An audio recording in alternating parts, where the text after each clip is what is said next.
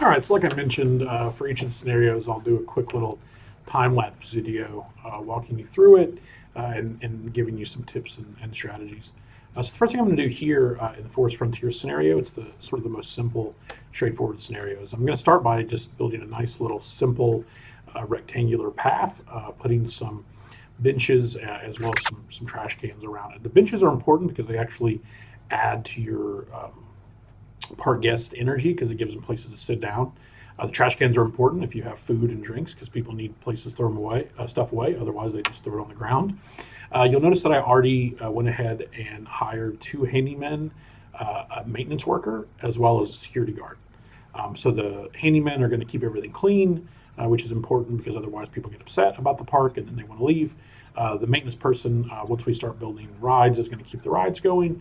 And then the security guard is going to prevent vandalism. Vandalism happens to trash cans and benches. And if you don't have a security guard, if people start to get upset about your park, they'll actually vandalize it, which can be really annoying, and it turns people off from your park, and they don't want to visit. So at this point, I've added some food, drink, ice cream stall, as well as a bathroom. I haven't actually opened the park yet. You'll notice that there are no park guests. I'm going to start building some rides. I actually like to have some rides ready to roll and open before I let people into my park. A nice thing to do is you can actually, so here I'm opening my park, and then I'm going to open all of my rides. So you actually can open all your rides at once. I can open all my food, drink stalls, as well as my bathrooms. And so now everything's open, and people are starting to enter my park. And then I'm going to go ahead and just add a slide. Slides are very popular, and as of course our Ferris wheels and all that. So now I'm adding Ferris wheel. You'll notice that in utilizing this compact path strategy here is that I'm able to put a lot of the rides very close together, so it saves a lot of space. This is of course important if I want to expand my park later on. So now I'm going to build my roller coaster. I'm going to build a really simple design here with not too much intensity, but more than the existing intense ride. So I'll actually cater to those people who want a more intense experience. So we're going to shoot for about 4 on the excitement rating overall. One of the things that happens to players when they build roller coasters is they don't pay attention to things like banking their turns. And that really increases the G-forces that's put on your riders, which reduces how much they actually enjoy your ride. So one of the things you really want to pay attention to is using those banked turns whenever there's a lot of speed, because otherwise your park guests will not like or enjoy the ride, and they won't want to ride it, which sort of defeats the purpose. Now, one of the things I'm going to do here is once I get the roller coaster built and I add the queue line and the path away from the exit, is I'm actually going to test my roller coaster. The reason why I'm going to do this is I want to make sure everything's working the way it should. When I did this, I found out that my lift chain was not going fast enough, so my roller coasters weren't actually making it around that big first turn, which would be highly problematic. The other thing that testing your roller coasters will do is also tell you what that excitement rating is.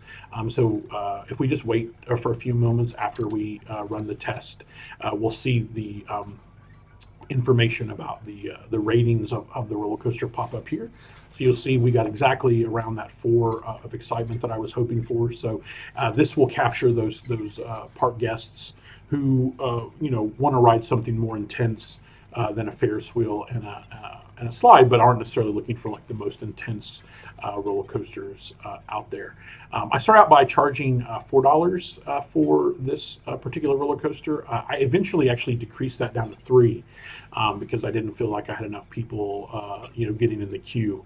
And then, of course, once I dropped the price down to $3, I ended up having a lot more people in line. The other thing I did to get myself through is I had a couple of marketing campaigns, as you just saw. I specifically marketed the roller coaster here. That brings people to the park and causes them to want to ride the roller coaster. The big thing here is that I want to understand what people either like or don't like about my park, so that I can increase what they like, decrease what they don't like, because the goal here is to get people into my park and then have them have a good time. The more people who come to my park and have a good time, the more people who will be attracted to my park. So park guests as well as park rating are really important here. So I want to kind of get people into my park. I want to make them happy, and then that will bring more people to my park. So I want to have rides that they enjoy. I want to make sure there's food. I want to make sure there's bathrooms. I want to make sure people can afford things, so I don't want to charge too much either to get into the park or for individual rides. I want to keep the paths nice and clean. That's where the handymen become really important. I want to keep my rides maintenance so they don't break down all the time. So that's where the maintenance folks become really important. Basically, like I said, you want to do the things that maximize your park guest utility, that get them into your park, that keeps them in the park, keeps them spending money in your park, which obviously is a good thing. And then it will also attract more people to the park. So for this particular scenario, I was getting to that September area, and I didn't feel great about the number of park guests that I had. So I went ahead and added a pirate ship, which is an intense ride, a ghost house or a haunted house, which is a non-intense ride, and then another slide. It's perfectly okay to double up or triple up on rides. I also did a marketing campaign here right at the very end, just to juice my park guest numbers to get over that 250 line. I take a look at my park guests are trending in the right direction, and my park rating looked fantastic. So, and there you go. I have successfully completed the Forest Frontier scenario. You can see here my financials are looking good here by the end, and I have a very simple and straightforward park. So again, you want to get people into your park, you want to make them happy, and the way that you make them happy is you have rides for them to ride, you have food and drinks for them to consume, you have bathrooms for them to use, you keep the park paths clean, and that's really a lot of it. Of course, as we progress through, we'll add more to the strategic list. But for now, simple, straightforward, easy to navigate parks that you keep clean, and you make sure that you have a variation of rides to appeal to different intensity preferences, and you should be good to go.